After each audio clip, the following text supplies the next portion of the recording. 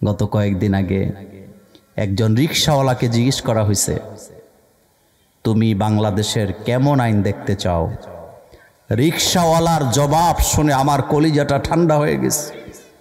রিকশাওয়ালা বলছে, স্বাধীনতার পরে অনেক দেখছি, শান্তি পাই নাই। আমার কাছে মনে হয় কোরআনের আইন চালু ছাড়া আমরা শান্তি পাব না। ভারতের বলিউডের একজন নায়িকা গত ৩-৪ দিন আগে পত্রিকায় সাক্ষাৎকার দিতে যায় বলেছেন, এই পৃথিবীতে একজন ব্যক্তিকে সম্মান করতে কোনো ধর্ম লাগে না, ধর্ম মানা লাগে না। ধর্ম মানা ছাড়া তার ব্যক্তিত্বের কারণে তাকে সম্মান করা লাগে। তিনি হচ্ছেন মুহাম্মদুর রাসূলুল্লাহ সাল্লাল্লাহু আলাইহি ওয়াসাল্লাম। সুবহানাল্লাহ, বাড়ির যে কই না। ভারতের হিন্দু নায়িকা বলতেছেন, এই পৃথিবীতে মুহাম্মদ সাল্লাল্লাহু আলাইহি ওয়াসাল্লামকে যারা সম্মান করে না তারা হলো পৃথিবীর সবচেয়ে বড় বেয়াদব। আর মুহাম্মদ সাল্লাল্লাহু আলাইহি ওয়াসাল্লামের চরিত্রকে যারা মানে না, মুহাম্মদ সাল্লাল্লাহু আলাইহি ওয়াসাল্লামের চরিত্রকে বাদ দিয়ে যারা রাজনীতি করে তারা কখনো আদর্শবান রাজনীতিবিদ হতে পারে না। এই চরিত্র দিয়ে আপনার আমার নবীকে দুনিয়াতে পাঠাইছেন কে? আল্লাহ রাব্বুল আলামিন। আমার কলিজার ভাইয়েরা, সেই কোরআন আমরা সামনে নিয়ে বসেছি। আমি আসরের আজান পর্যন্ত আপনাদের সামনে কথা বলতে চাই, খুব লম্বা কথা বলবো না। কয়েকটি বিষয়ের উপর আজকে আপনাদের সাথে আমি শেয়ার করব ইনশাআল্লাহ। সূরাতুল বনী ইসরাঈল কোন সূরা? এই সূরাটির ২১ নম্বর আয়াত থেকে আমি আলোচনাটা শুরু করতে চাই। আল্লাহ রাব্বুল আলামিন বলছেন, উনজুর কাইফা ফাদ্দালনা বা'দাহুম আলা বা'দ ওয়ালাল আখিরাতু আকবার দারাজাতিন ওয়া আকবারু তাফদীলা। আল্লাহ পাক বলছেন, উনজুর তাকিয়ে দেখো, কাইফা ফাদ্দালনা বা'দাহুম আলা বা'দ, তোমাদের মধ্যে একজনের চেয়ে আরেকজনকে কিভাবে আমি মর্যাদা দিয়েছি, এক দল থেকে আরেক দলকে কিভাবে মর্যাদাবান করেছি, এক গোত্র থেকে আরেক গোত্রকে কিভাবে মর্যাদাবান করেছি, এক গোষ্ঠী থেকে আরেক গোষ্ঠীকে কিভাবে মর্যাদাশীল করেছি। এক একটা মানুষকে আলাদা আলাদা করে মর্যাদা দিয়ে দুনিয়াতে পাঠাইছেন কে? আমরা অনেক সময় হীনমন্যতায় ভুগি, যে এই সমাজে আমার কোনো দাম নাই, এই পরিবারে আমার কোনো দাম নাই। এই রকমের হীনমন্যতা আমাদের মধ্যে আছে না নাই? না, আপনি এটা কখনো করবেন না। আপনি যদি হীনমন্যতায় ভোগেন তার মানে হলো আপনি আল্লাহর শুকরিয়া আদায় করছেন না। তার কারণ হলো আপনি হিন্দু হন, বৌদ্ধ হন, খ্রিস্টান হন, কৃষক হন, রাজনীতিবিদ হন, শিক্ষক হন, যাই হন না কেন, আলাদা আলাদা মর্যাদা দিয়েছেন কে? আল্লাহ পাক বলছেন, ফাদ্দালনা বা'দাহুম আলা বা'দ, প্রত্যেকটা মানুষকে আমি মর্যাদা দিয়ে বানিয়েছি। একজন কৃষক কখনো হীনমন্যতায় ভোগার কোনো কারণ নাই যে আমি কৃষিকাজ করে খাই, কারণ আবুল বাশার যিনি পৃথিবীর প্রথম নবী, যিনি প্রথম মানুষ, যিনি আদম আলাইহিস সালাম, তিনি ছিলেন একজন কৃষক। সুবহানাল্লাহ। বাইজে আদম আলাইহিস সালাম কি ছিলেন? তাহলে আপনারা যারা কৃষিকাজ করেন আদম আলাইহিস সালামের কাজটাই কি করতেছেন? হযরতে নূহ আলাইহিস সালাম ছিলেন একজন কাঠ মিস্ত্রি। হযরতে ইব্রাহিম আলাইহিস সালাম তিনি ছিলেন একজন রাজমিস্ত্রি। হযরতে ইব্রাহিম আলাইহিস সালামের ছেলে ইসমাঈল আলাইহিস সালাম ছিলেন একজন রাজযোগালী। হযরতে দাউদ আলাইহিস সালাম ছিলেন একজন কামার। হযরতে ঈসা আলাইহিস সালাম ছিলেন একজন চিকিৎসক। আপনার আমার নবী মুহাম্মদ সাল্লাল্লাহু আলাইহি ওয়াসাল্লাম শুরু করছে রাখালের কাজ দিয়া, শেষ করছে রাষ্ট্রের প্রেসিডেন্ট হইয়া। তার মানে একজন রাখাল শেষ পর্যন্ত প্রেসিডেন্টের দায়িত্ব দিয়া শেষ করেছেন। সেই জায়গায় আমার নবী আছে না না? আচ্ছা বলেন তো, মুহাম্মদ সাল্লাল্লাহু আলাইহি ওয়াসাল্লামের জীবনের প্রথম কাজ কি? রাখাল। রাখাল মানে কি? রাখাল মানে যিনি বকরি চড়ায়। একথা সত্য না মিথ্যা? কিন্তু শেষ করছে কি দিয়া? রাষ্ট্রের প্রধান প্রেসিডেন্ট ছিলেন কি ছিলেন না? আমার কলিজার ভাইরা, এই কথাটাই বললাম, ফাদ্দালনা বা'দাহুম আলা বা'দ, আমি এক একজনকে এক এক মর্যাদা দিয়ে দুনিয়াতে পাঠাইছি। তবে মানুষ হিসাবে প্রত্যেকটা মানুষের মর্যাদা আল্লাহর কাছে আছে না নাই? আল্লাহ বলছেন, কাদ কাররামনা বানি আদম, আমি বনি আদমের সন্তানদেরকে মর্যাদা দিয়ে দুনিয়াতে পাঠিয়েছি। বনি আদমের চাইতে আমার সৃষ্টি জগতে কাউকে আমি সম্মানিত করি নাই। এখন আপনাদের কাছে আমার একটা প্রশ্ন, জিনের ক্ষমতা বেশি না বনি আদমের ক্ষমতা বেশি? কার? তো খামোকা জিনদেরকে ভয় পান আপনি। বাজারের নিচে দিয়া যাইতেছে রাতের বেলা, পুকুর পাড়ে দিয়া যাইতেছে, বেদের মেয়ে জোসনার গান গায়। মুরব্বী একটা ডাক দিয়া কয়, কিরে এত রাইতে গান গাছ কেন? কয় গান গাওয়ার কোনো ইচ্ছা নাই, জিন ভূতের বয়ে গান গায়া গিয়া শব্দ কইরা যায়, এমন গায়ক আমাদের এই এলাকায় নাই। আচ্ছা বলেন তো, জিনের ক্ষমতা বেশি না মানুষের ক্ষমতা বেশি? সারা পৃথিবীতে যত জিন বাস করে সমস্ত জিনেরা মিলে একটা মাইকের হরেন বানাবার ক্ষমতা নাই, একটা জামা সেলাই করার ক্ষমতা নাই, একটা বিল্ডিংও বানাতে পারবে না, এমনকি ফেরেশতারাও পারবে না। সৃষ্টি জগতের সকল ফেরেশতারা মিলে একটা মাইক্রোফোনও বানাতে পারবেন না, একটা বিমান বানাতে পারবেন না। এই সবগুলা বানাবার জন্য আদম সন্তানকে জ্ঞান দিয়েছেন কে? জেনেটিক পদ্ধতিতে আদমকে সৃষ্টির পরে ও আল্লামা আদামাল আসমা কুল্লাহা, আমি আদমকে সকল জিনিসের জ্ঞান শিক্ষা দিয়েছি। সুবহানাল্লাহ পড়ো। জিনের কোনো ক্ষমতা নাই আপনাকে ভালো মন্দ করার, অথচ আমার দেশের মহিলারা জিনের বাদশার পিছে পিছে ঘুরে, কবিরাজের পিছে পিছে ঘুরে। এমন গুরুণ্য মহিলা আমাদের ব্রাহ্মণ পাড়া না। কুমিল্লার রেস কোর্সের এক ব্যক্তি একটা গাড়ি হারাইছে, 99 বা 2000-এর দিকের কথা, আমার সালটা মনে নাই। তো সকালবেলা মন খুব খারাপ, ফজরের নামাজে আসছে। বললাম ঘটনা কি? কয় গাড়িটা কিনছিলাম মাত্র 1 সপ্তাহ হয়েছে, গাড়িটা চুরি নিয়ে গেছে। আশ্চর্য কথা। তাই আমি বললাম আল্লাহর কাছে দোয়া করেন, আল্লাহ না দিলে তো পাওয়ার সুযোগ। হঠাৎ দেখি 2-3 দিন ওনারে আর পাই না। 2-3 দিন পরে হঠাৎ আবার আসছে, কোত্থেকে যেন জিজ্ঞেস করলাম গেছিলেন কই? কয় কারো কাছে কয়েন না, গাড়ি তো পাইতাছি না। একজন জিনের বাদশার কাছে গেছিলাম রাঙ্গামাটি। তো কয় জিনের বাদশা চালান দিয়া বলে দিছে গাড়ি নিরাপদে আছে, এক জায়গায় এটা গ্যারেজের ভিতরে রাখা রাখছে, ইনশাল্লাহ পাবো। আমি হাসি দিয়া কইলাম জীবনেও সম্ভব না, কারণ গাড়ি দেওয়ার ক্ষমতা কার? কয় না, যার কাছে গেছি কত জিন সে পালে। আপনাদের মনোযোগ আছে? কত জিন পালে। আমি হাসি দিয়ে আমার জায়গা আমি অটল। আমি বলছি জীবনও পাবেন না। পুরা ঘটনা বলবো না, 25 বছর হয়েছে এখনো গাড়ি পায়। কয় বছর হয়েছে? এখনো পায়। হঠাৎ করে মোবাইলে একটা কল আইছে, জিনের বাদশা। মহিলারে বলতেছে আমি জিনের বাদশা বলছি, হালাক হয়ে যাবে, ধ্বংস হয়ে যাবে, এখন 15,000 টাকা পাঠায় দে। এই কথা শোনার পরে নিজের গলার চেন বিক্রি করে জিনের বাদশারে দিয়ে দেয়, এমন মহিলা আমাদের ব্রাহ্মণ পাড়া না। এখন আপনার কাছে জানতে চাই, আল্লাহ কোরআনে বলছেন ওয়াকাদ কাররামনা বানি আদম, আমি বনি আদমকেই শ্রেষ্ঠত্ব দিয়েছি, মর্যাদা দিয়েছি। আমার বনি আদম যা করতে পারবে জিন ফেরেশতারা সেটা করতে পারবে না। এমনকি একটা সুতা বানাবার ক্ষমতাও জিনের নাই, এটা ক্ষমতা বনি আদমের আছে না না? সুবহানাল্লাহ পড়ো। ছাত্র জীবনের কথা। আমি তখন বরুড়া মাদ্রাসায় পড়ি। তা আমার আব্বা আমাকে একটা দামি শাল কিনে দিছে। শালটা আমি গায়ে দিতাম, অনেক দামি তখনকার সময়, 94-95 সালের কথা। তা আমি এটা ঘরে রেখে আমি গোসল করতে গেছি পুকুরে, এসে দেখি শালটা নাই। আমার এক বন্ধু ছিল কেরানীগঞ্জের, হে আমারে বুদ্ধি দিছে, আদিনামুরাতে আয়না পরা দেয়। আদিনামুরা নাম শুনছেন আপনারা? লালমারি দিকে আয়না পরা, হ্যাঁ আয়না পরা দেয়। তখনকার সময় 250 টাকা দিয়া আয়না পরা আনলে চোরের চেহারা দেখা যায়।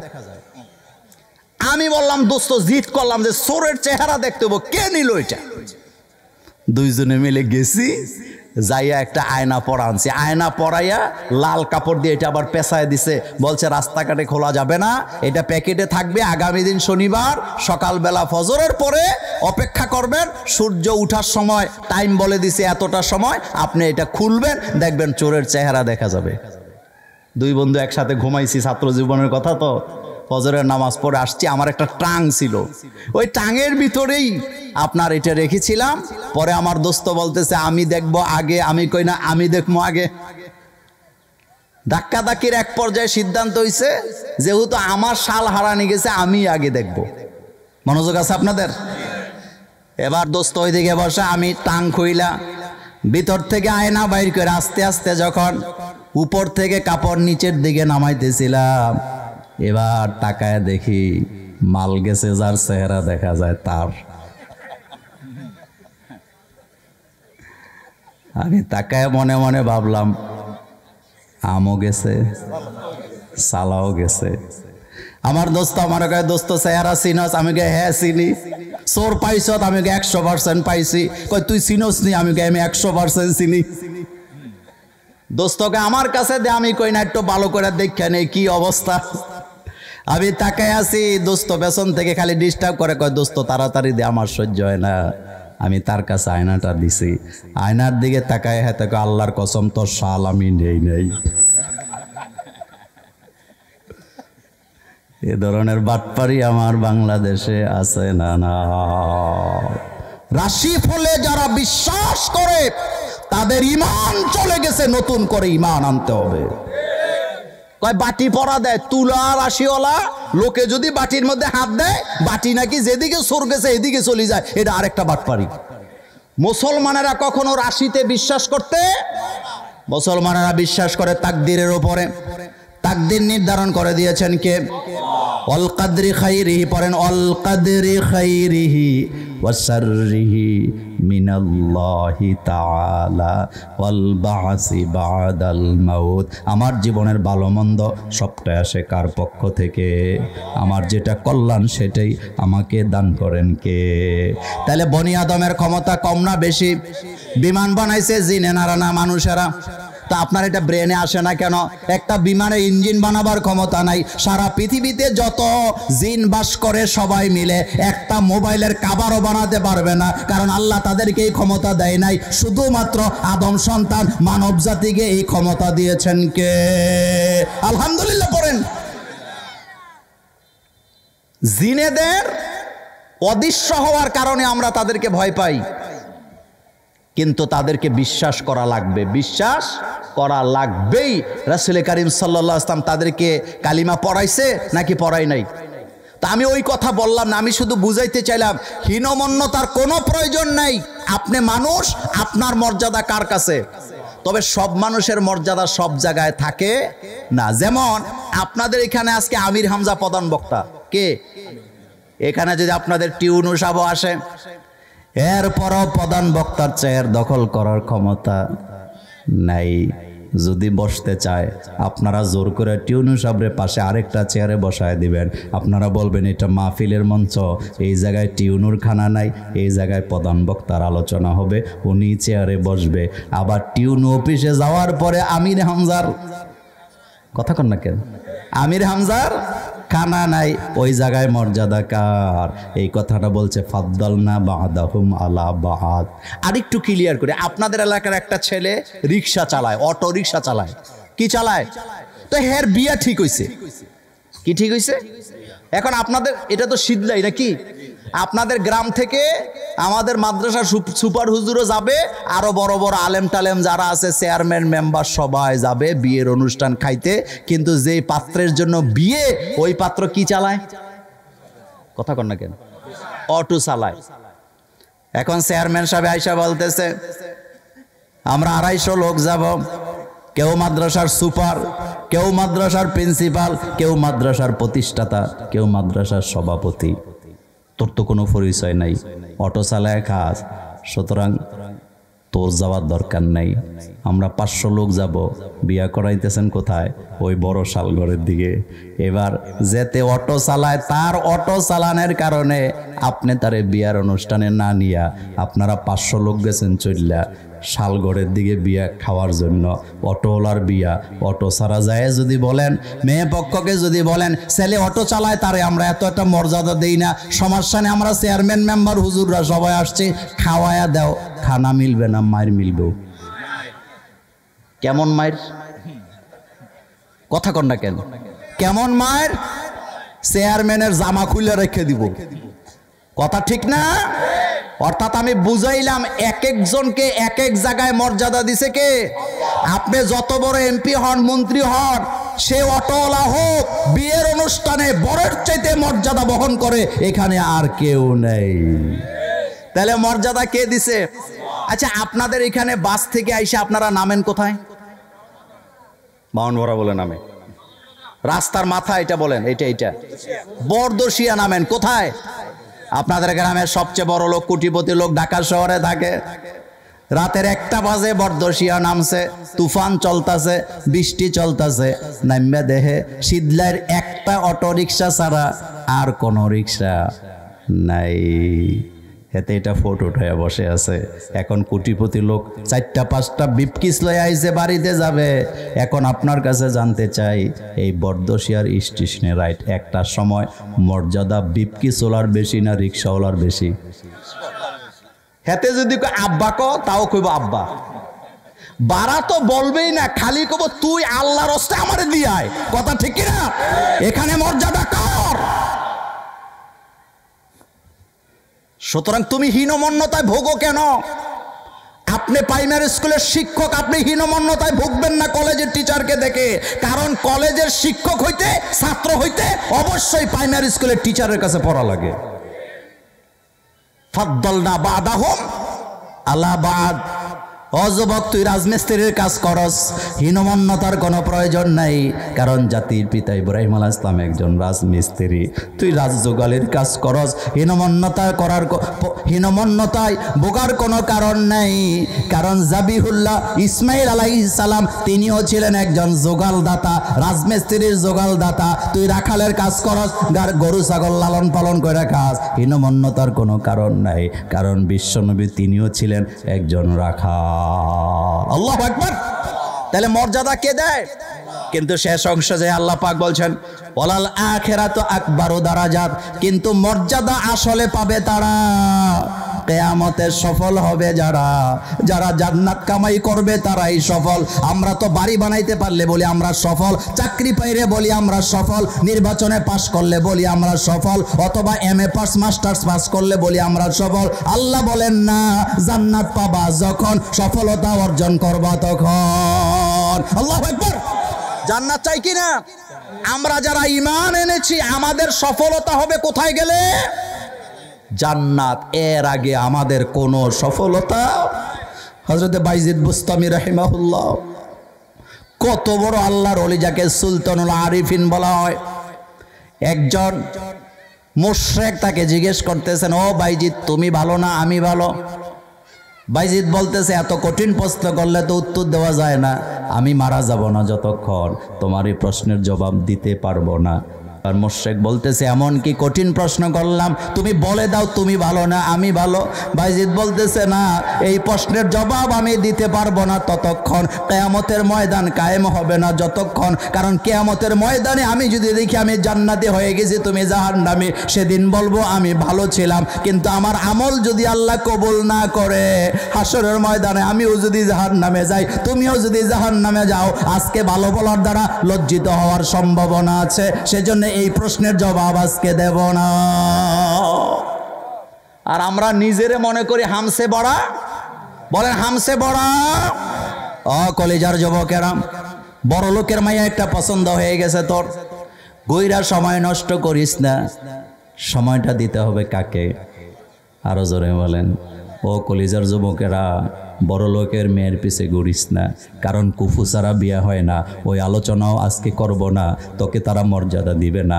আপনারা যারা মেয়ের বাপ আছেন, যাদের সুন্দরী মেয়ে আছে, কোটিপতি ছেলে দেখলেই নিজের মেয়েটাকে নিজের চাইতে উঁচু জায়গায় বিয়ে দিয়েন না। আমি মোল্লা নাজিম গ্যারান্টি দিয়ে গেলাম, সুন্দরী মেয়ে দেখে যদি আপনার মেয়েকে বিয়ে করাইয়া নিয়েও যায় আবাগের কারণে, ভবিষ্যতে আপনি যদি তাদের বাড়িতে বেড়াতে যান, আপনাকে তারা মর্যাদা দেওয়ার কোনো সম্ভাবনাই নাই।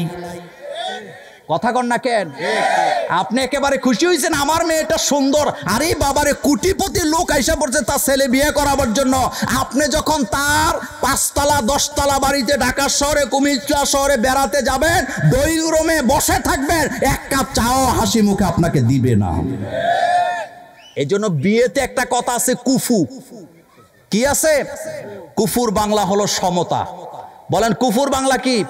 আচ্ছা, আপনাদের এলাকায় আগে বস্তা টস্তা রাখার জন্য বাঁশ দিয়া একটা মাছা বানাইতো, এটারে কি কয়? উগের টুগের কয় না? কোন তো আপনি জোরে কোন দেখি, আপনি কোন উগুর নেই নাকি? কোন বলেন কি কি, আরো জোরে বলেন। আচ্ছা, উগুর যখন বানায় তখন এটা যখন এইভাবে দেয়, এক সাইড যদি একটু উঁচা হয় আরেক সাইড যদি নিচা হয়, কথা কয় না? মাল থাকবো, মাল থাকবে, পরে যাবে না? সেম কুফুটা বিয়েতে গুরুত্বপূর্ণ। এখানে অনেক আলেম আছেন আমি জানি। কুফুটা বিয়েতে এতটা গুরুত্বপূর্ণ, আপনি যদি এক সাইড বেশি উঁচু হয় আরেক সাইড নিচু হয়, এই বিয়ে, এই আত্মীয়তা কখনো শান্তি বহন করবে না, বরং এটা এক সময় ভেঙে যাবে। আর হেতে চেয়ারম্যানের মায়ের ভিজে ঘুরে হেতে, তো তোরে বেড়া চেয়ারম্যানে কাজে নিব, তুই ঘুরোস কেন? বিয়া আগে না প্রেম আগে? কথা কয় না? তবে বিয়ার আগে যদি প্রেম করস, কপালে মুসিবত আছে না? না, কবি কি সুন্দর করে বলেছেন, মোহব্বত মে মুসিবত হ্যায় ये कुदरत की हकीकत है, मोहब्बत में मुसीबत है ये कुदरत की हकीकत है, जहाँ বৃষ্টি বরসতি है ওহাই বিজলি চমকতি है। কবি কি সুন্দর করে বলেছেন, ভালোবাসা যেখানে বিপদ আছে, মোল্লার কথা না আল্লাহর কথা, আল্লাহর জন্য যদি ভালোবাসেন বিপদ কপালে আছে না? নাই, এই কথাটাই বলছে, मोहब्बत में मुसीबत है ये कुदरत की हकीकत है, जहाँ বৃষ্টি বরসতি है ওহা বিজলি চমকতি है। ও কলিজার যুবকেরা, বিরাট বাহিনী দিয়ে তুই বন্ধু বান্ধব বানাইছ, তোর বন্ধু যদি সিগারেট খাইতে কয় তুই সিগারেট খাস, তোর বন্ধু যদি অমুক জায়গায় যেতে বলে তুই যাস, আল্লাহর রাস্তায় এই কাজ করিস না। বন্ধুত্ব যদি করতে হয়, বন্ধুত্ব হবে কার জন্য? কবিকে সুন্দর করে বলেছেন, এস দুনিয়া কি দোস্তি মেসলে কাগজ ফুল কি, এস দুনিয়া কি দোস্তি মেসলে কাগজ ফুল কি, দেখনে মে খুশনামা হয় বো মগর কুছ ভি নেহি। এই দুনিয়ার দোস্তি হলো কাগজের ফুলের মতো। কিসের ফুল? কাগজের ফুলের মতো, দেখতেই সুন্দর কিন্তু কোনো গ্রান নাই। তুমি যদি গ্রানওয়ালা দোস্তি করতে চাও, ওই যুবকের সাথে দোস্তি করো যেই যুবক সকালবেলা ফজরের নামাজ জামাতে পড়ে, ইসলামী আন্দোলনের দাওয়াত দেয়, তাদের সাথে বন্ধুত্বের দরকার আছে না? নাই। কারণ সফল হব তখন, জান্নাতি হব। বলেন সফল হব কখন? এর আগে মুমিনের কোনো সফলতা নেই। ফাদ্দালনা বা'দাহুম আলা বা'দ ওয়ালাল আখিরাতু আকবারু দারাজাত ওয়া আকবারু তাফদীলা। হাশরের ময়দানে আমরা যদি জান্নাতে চলে যেতে পারি, ওই মর্যাদাই আমাদের জন্য সবচেয়ে বড় আছে না? নাই। কিয়ামতের মাঠে কামার কুমার রিকশাওয়ালা ঠেলাওয়ালা দেখে জান্নাত জাহান্নামের ফয়সালা হবে না। এই আয়াতে দলিল পেশ করে তুমি কি কর্ম পৃথিবীতে করেছো ওইটা দেখে ফয়সালা জান্নাত জাহান্নামের হবে না। তোমার ঈমান আর তোমার আমলের উপর ভিত্তি করে জান্নাত জাহান্নামের ফয়সালা করবেন কে? এই পয়েন্টে কথা শেষ। এরপরের আয়াতে আল্লাহ পাক বলছেন, লা তাজআল মা'আল্লাহি ইলাহান আখার ফাতাকউদা মাজমুমান মাখজুলা। আল্লাহ বলেন, খবরদার, আল্লাহর সাথে কাউকে শরীক করা যাবে না। ইলা মানতে হবে কাকে? বলেন ইলাকে? আমরা মানুষ, আমরা কি? আমাদের রবকে। আমরা মানুষ, আমাদের ইলাকে। আমরা মানুষ, আমাদের রবকে।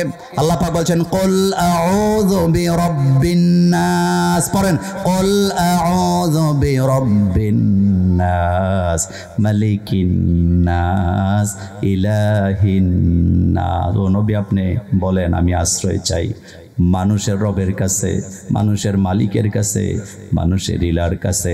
ও ব্রাহ্মণ পড়ার ভাইয়েরা মনে রাখবেন, মানুষ হইয়া মানুষের উপরে যদি অত্যাচার করে, দুনিয়াতে আল্লাহর কঠিন শাস্তি আছে না? না। ক্ষমতা, অহংকার, অলংকার কিচ্ছু মরাই লাগবে। কবি কি সুন্দর করে ঘোষণা দিয়েছেন, कैसे कैसे ताजेदारे रानिया शाहजादिया कैसे कैसे ताजेदारे रानिया शहजादिया तन बदन सब गल गई है शक्ल सूरत क्या हुई। কত সুন্দরী রমণী নারীদেরকে অলংকার সহকারে দাফন করা হয়েছে। কবরটা খুলে দেখো, একটা হাড্ডিও খুঁজে পাবা না, মাটির সাথে সব মিশে গেছে। আপনার আশ্চর্য হবেন, মমতাজ যখন মারা গেছে, কে কথা কর না, মমতাজ কার স্ত্রী? বাদশাহ সম্রাট শাহজাহানের। মমতাজ এমন গুণবতী নারী ছিলেন, তার গর্ভে বাদশাহ শাহজাহানের 14টা সন্তান হয়েছে। যুবকদের কাছে জানতে চাই কয়টা? কয়টা? আর আমাদের দেশে এখন একটা হইলে বউ আনফিট, জামাইও আনফিট। কথা ঠিক না? 14টা সন্তান হয়েছে। 14 নাম্বার সন্তান জন্ম দিতে যাইয়া রক্তক্ষরণে মারা গেছে মমতাজ। সেই মমতাজকে মাটি দেওয়ার সময় তার সাথে 2.5 মণ ওজনের স্বর্ণ অলংকার সহ দাফন করা হয়েছে। কয় মণ? কয় মণ? কিন্তু এখন আর কিছু পাওয়া যাবে? এ কথাটাই কবি বলছেন, कैसे कैसे ताजेदारे रानिया शहजादिया, कैसे कैसे ताजेदारे रानिया शहजादिया तन बदन सब गल गई है शक्ल सूरत क्या हुई। তুমি কুরে দেখো, তন বদন সব গল গিয়া, এই সুন্দর দেহটার কোনো অস্তিত্ব তুমি সেখানে পাবা না, মাটির সাথে মিশে গেছে। কারণ মৃত্যু এমন এক জায়গা, এমন এক শরবত, এটাকে পান করা লাগবে। কবি বলেছেন, মাউতে কাসিন কুল্লু নাসিন শারেবো, মাউতে কাসিন কুল্লু নাসিন শারেবো, কমরে বাইতিন কুল্লু নাসিন দাখিলো। মৃত্যু এমন এক শরবত, মৃত্যু এমন এক শরবত। বিয়ের অনুষ্ঠানে গেছেন, বন্ধুর বাড়িতে বেড়াইতে গেছেন, শরবত দিছে, আপনার ডায়াবেটিস আছে, খাইতে ভালো লাগে না বলে আপনি রিজেক্টেড করতে পারবেন, কিন্তু মৃত্যু থেকে পালাবার কোনো সুযোগ নেই। মৌতে কাসিন কুল্লু নাসিন শারেবো, কবরে বাইতিন কুল্লু নাসিন দাখিলো। মৃত্যু এমন এক শরবত, আপনি পান করতে বাধ্য। কবর এমন এক ঘর, যেই ঘর থেকে আপনি পালাতে পারবেন না, অবশ্যই সেটাতে ঢোকা লাগবে কি লাগবে না? তাহলে আল্লাহ পাক বলছেন, লা তাজআল মা আল্লাহি ইলাহান আখার ফাতাকুদা মাজমুমান মাখজুলা। আল্লাহর সাথে কাউকে শরীক করো না, আল্লাহর সাথে কোনো ইলাকে যুক্ত করে দিও না। যদি দাও, আমি তোমাকে দুনিয়াতে অপমানিত লাঞ্ছিত করব, আর আখেরাতে কঠিন আযাব আছে না নাই? কথা বললে তো আপনারা বলবেন, মোল্লা ভাই ঘুরে এত রাজনীতি করতেছেন না। এই পৃথিবীতে যারাই ক্ষমতার মালিক হয়, তারাই নিজেদেরকে ইলা মনে করে। এমন ইলা সারা দুনিয়ায় আছে না নাই? কি আইন যে করে, কি আইন যে চায়, নিজেরাও জানে। যে যা চায় হেডাতেই রাজি হয়।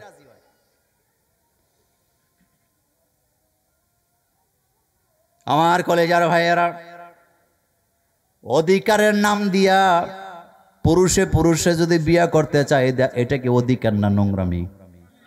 আরো জোরে বলেন। এই নোংরামিকে এস্টাবলিশ করার ষড়যন্ত্র বাংলাদেশেও আছে না না?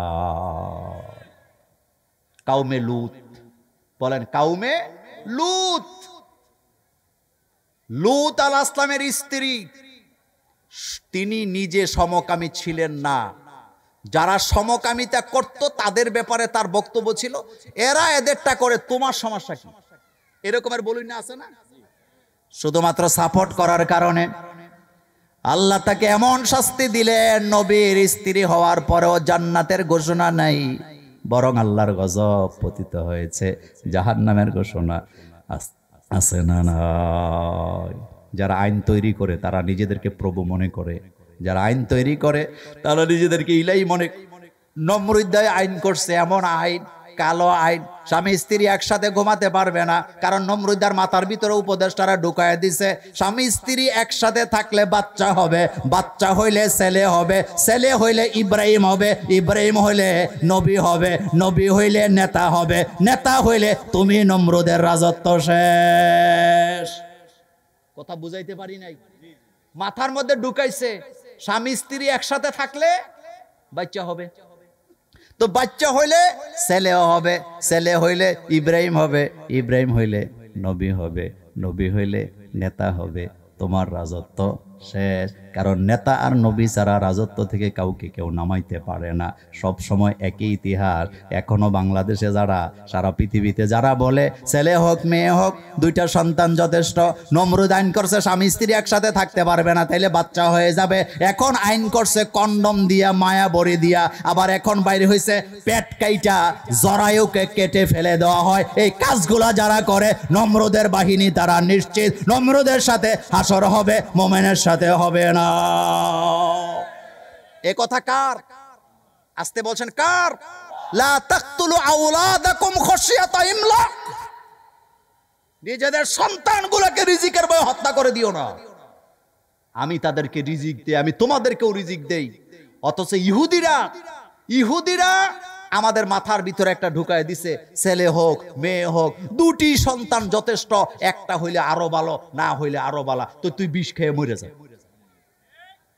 কারণ তোর যেহেতু পৃথিবীতে মানুষ বরদাস্ত হয় না, তোরও দুনিয়াতে তা বাচ্চা থেকে কোনো লাভ। আচ্ছা, মানুষ বানাইছে কে? রিজিক বানাইছে কে? এখন আপনারা বলেন, রিজিক আল্লাহ আগে বানাইছে না মানুষ আগে বানাইছে?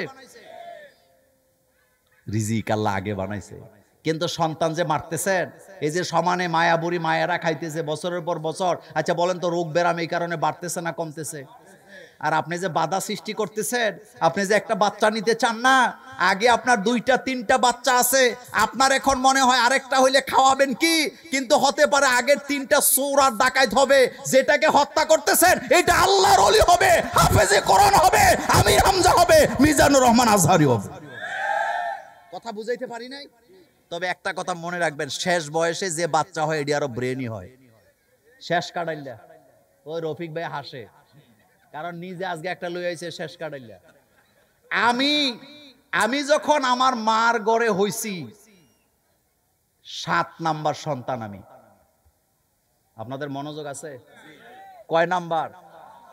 তার মানে বুড়া বয়সে হইছি। আমার গ্রামের লোকেরা, মুরব্বী যারা, এখনো দেখলে কয় শেষ কাটাইলাটা আইছে। আপনারা কি বলেন? আপনাদের এলাকা শেষে যেটা ওইটারে কি কয়?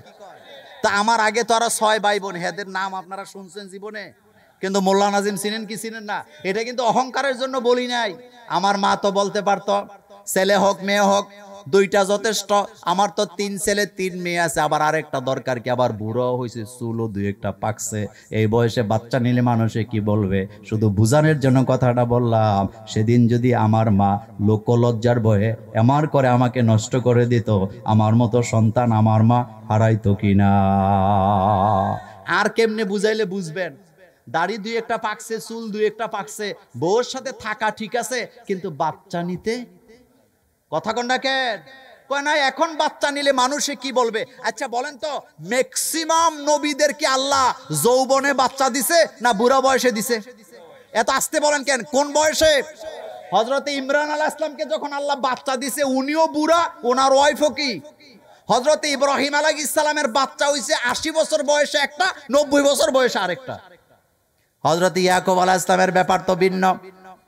প্রথমে একটা ছেলে হয়েছে, এরপরে আরেকটা, এরপরে আরেকটা, এরপরে আরেকটা, 8, 9, 10 নম্বরে যায়া কে? হযরতে ইউসুফ আলাইহিস সালাম। 1 নাম্বার ইয়াকুব আলাইহিস সালামের অবাধ্য, 2 নাম্বার অবাধ্য, 5 নাম্বার অবাধ্য, 7 নাম্বার অবাধ্য, 9 নাম্বার অবাধ্য, 10 নাম্বার বাধ্য। সুবহানাল্লাহ বাইজিয়া, 10 নাম্বার। তো আপনি চিন্তা করছেন, 1 নাম্বার অবাধ্য, 9 নাম্বার পর্যন্ত সব হযরত ইয়াকুব আলাইহিস সালামের অবাধ্য, অথচ 10 নম্বরে যে বাধ্য। শুধু বাধ্য নয়, ছোট্টবেলার স্বপ্ন দেখছে, দেখার পরে বাপের কাছে যায় বলতেছি, ইয়া আফাতি ইদ্দি রাআইতু আহাদা আশারা কাওকাবা ওয়াশ শামসা ওয়াল কামারা রাআইতুহুম লি সাজিদিন। ও আব্বা, আমি স্বপ্নে দেখছি আকাশের তারকা আর চন্দ্র সূর্য আমাকে সেজদা দিয়ে পড়ে আছে। ইয়াকুব আলাইহিস সালাম বুঝে গেছে এইটাই এইটা। সুবহানাল্লাহ বাইজিয়া। তাহলে শেষ কাটাইলাটি ভালো হয় না বুড়া হয়? আরেকটা কথা বলি, আপনারা এখানে 2 জন শিক্ষিত লোক আছেন, আমার সম্মানিত ব্যক্তি। বৃদ্ধাশ্রমে যখন আপনি যাবেন, আপনি দেখবেন বৃদ্ধাশ্রমে যারা আছে, হয় 1 সন্তানের মালিক, নয় হয় 2 সন্তানের মালিক। 5টা 7টা সন্তান এরকমের মা বাপ আপনি সেখানে পাবেন না। কারণ আপনার যদি 4টা 5টা সন্তান থাকে, আমি মোল্লা নাজিম আপনাকে লিখিত দেব, একটা না একটা আপনার পাশে দাঁড়াবে। কিন্তু একটা যদি থাকে, এটা যদি নষ্ট হয়, আপনার বুড়া বয়সে কষ্টের কোনো শেষ নাই। আমার আব্বা বলতেন, এক জমিও জমি না, এক সন্তানও। এটার একটা ব্যাখ্যা আছে না?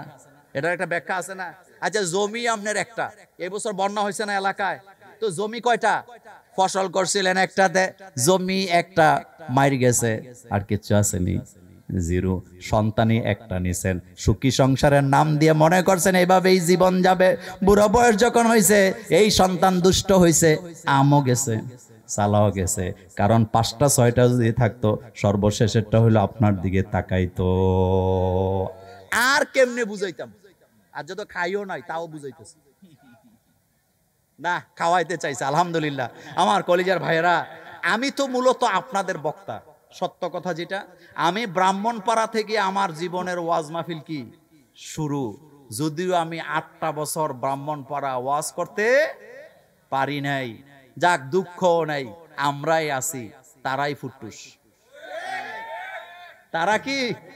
তারা কি কত জ্বালান জ্বালাইছে, জ্বালানের কোনো কি নাই, শেষ নাই। আর আমরা জ্বলতে চাই না। আমরা তো কোনো খারাপ কিছু বলি না, আমরা কথা বলি কার? আল্লাহ পাকের। তো বলতেছিলাম, ইলা মানতে হবে কাকে? আল্লাহ পাককে মানতে হবে। অনেক কথা বলার ছিল, আজকে আর নয়। আমি এভাবেই প্রোগ্রাম দিয়েছি যে আমি আসবো। আজকে আমার মাহফিল হলো লক্ষ্মীপুরে, আমি এখনই চলে যাব। আজান হবে, নামাজের পরে বসে যাবেন। নামাজের পরে আমাদের মিজানুর রহমান আতিকি ভাই চমৎকার আলোচনা তিনি করবেন। আপনাদের সাথে আবারও দেখা হবে অন্য কোনো দিন, অন্য কোনো মাঠে, অন্য কোনো বিষয় নিয়ে। সে পর্যন্ত আল্লাহ আমাদের সকলকে ভালো রাখুক। আসসালামু আলাইকুম ওয়া রাহমাতুল্লাহি ওয়া বারাকাতুহু। সুবহানাকা আল্লাহুম্মা ওয়া বিহামদিকা আশহাদু আল্লা ইলাহা ইল্লা আনতা আস্তাগফিরুকা ওয়া আতুবু ইলাইক।